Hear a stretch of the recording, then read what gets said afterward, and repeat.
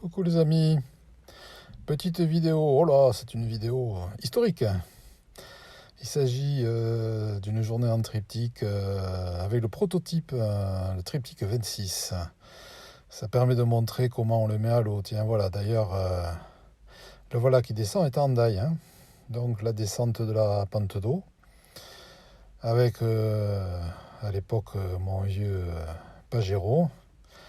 Le bateau, c'était pas la première fois qu'il touchait l'eau, c'était la deuxième ou troisième. On l'avait déjà essayé dans un lac pour voir un petit peu si toutes les fonctionnalités marchaient bien. Là, c'était pour faire un essai en mer, avec le futur propriétaire du bateau d'ailleurs. Et donc, on voit la remorque n'est pas tout à fait adaptée d'ailleurs, parce que ça, c'était une remorque que j'avais au chantier. Et voilà, donc ça, c'est la mise à l'eau. Donc, mon fils est à l'arrière, il contrôle un petit peu la descente, il me dit où est-ce qu'on en est. Alors, les puristes diront, mais vous mettez les roues de la remorque dans l'eau. Bah oui. Le bateau était très volumineux, hein. C'est la limite du transportable. On a un bateau de 8 mètres de long, bras ouverts il fait 6 mètres 60, la barre fermée il fait 2,50, il fait juste le format routier. Voilà, il faut faire gaffe, ça glisse beaucoup la pente, donc on va très doucement, même avec un 4x4, voilà. Puis on débranche, donc on lâche le treuil de monter sur la remorque, et sur les rouleaux il recule, voilà. En fait, il est porté par la coque centrale. La coque centrale est assez plate et donc elle vient sur les rouleaux. Voilà, on recule le tout. Le bateau est encore maté. Il est au gabarit routier donc. Et voilà, donc on le met à l'eau. Et alors le gros avantage de ce bateau, c'est qu'il est navigable dans son format replié. Voilà. Donc ça y est, le bateau flotte. Il faut le dégager de la remorque. Il faut bien faire gaffe aux sous-barbes qui tiennent les qui retiennent voilà, les bras de liaison. Là, tout est bon. On remonte la remorque. On va mettre la remorque de côté. Voilà. Donc, il y en a certains qui profitent pour se faire transporter.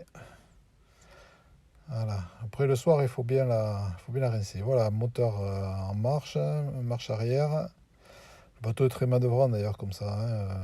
On peut manœuvrer directement soit avec la barre franche du moteur, soit avec la barre franche du safran. Comme il n'y a pas beaucoup de fond, ben, le safran est relevé, la dérive bien sûr est relevée. Pour un bateau ce gabarit et qui comporte quand même 6 couchages, c'est pas mal. Surtout que ce bateau, on avait la hauteur Subaru à l'intérieur. Voilà, manœuvre, hop, demi-tour dans le port d'Hendaye. Il dérape pas trop. Voilà. Et puis on va aller se mettre au mouillage donc dans la Bidassoa pour le mettre en configuration croisière. Voilà. Vous voyez l'arrière, là il y a la trappe de sortie si jamais on venait à se retourner. Ouais, comme on a ça sur les catamarans, là on n'a pas besoin de le mettre bien sûr entre les coques, mais on le met sur le tableau arrière. Voilà. Et là il navigue parfaitement, donc il a presque en ses lignes hein, d'ailleurs, c'est assez rigolo. Voilà.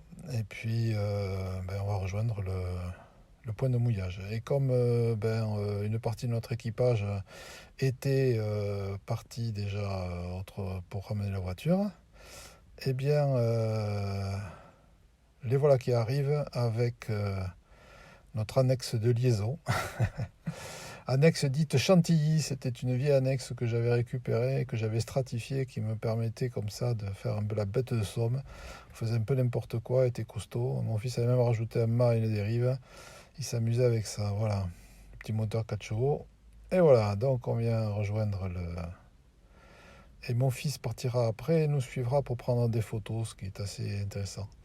Donc là, qu'est-ce qu'on va faire? Eh bien, tout simplement, on va commencer à dégager le pont, donc on mate. Alors bon, pour mater, pas très compliqué, hein. Le mât fait 10 mètres 60 de mémoire. Mais il y a un bipode très pratique que j'avais créé de telle manière. Il y a même l'enrouleur, hein, tout est avec. On mouline pour mettre tout ça en place. Il suffit d'avoir le palan. On vient mettre, hop, et puis ça vient se mettre dans un sabot. Voilà, sans trop forcer, hein, uniquement au palan.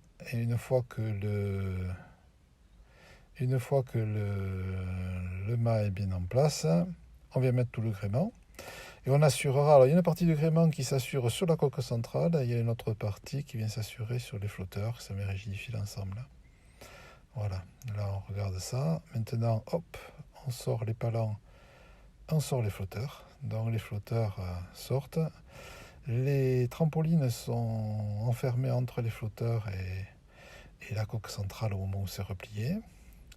Là maintenant on met la goupille de sécurité, c'est la goupille qui permet en fait de garder les bras ouverts. Il y a 2 goupilles par flotteur sur chaque bras en fait. Voilà. Et là on était encore sur la première version parce qu'après comme j'avais m'étais aperçu que quand même vu les efforts qu'il y avait pas mal de trucs, on a rajouté après une contre-fiche sur le bar avant. Voilà, là on est en train de sortir, tout le monde profite, c'est un peu comme la position ressemble un petit peu à Octobre Rouge, je ne sais pas si vous connaissez le film. Voilà, on s'amuse un petit peu.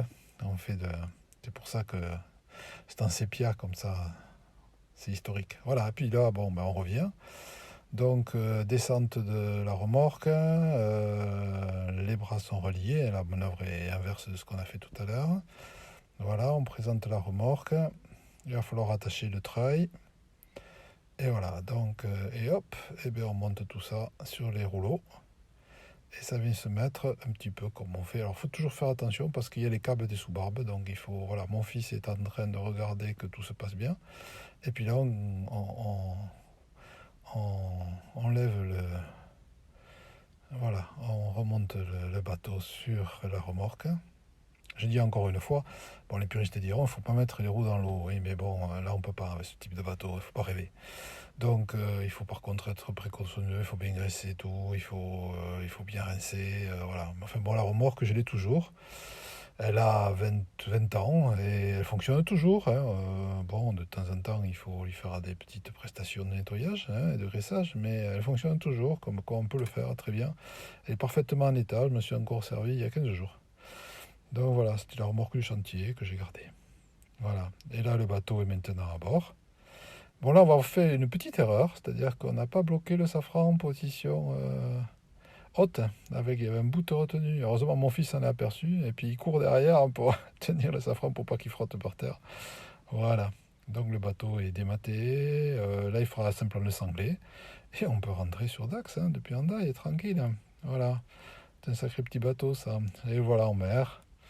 Donc, alors certains diront, oui, il manque un peu de lancement, hein. Ça c'est la version courte, de telle manière à pouvoir rabattre le mât dans la longueur du bateau sans trop qu'il dépasse derrière. Voilà, bonne vidéo.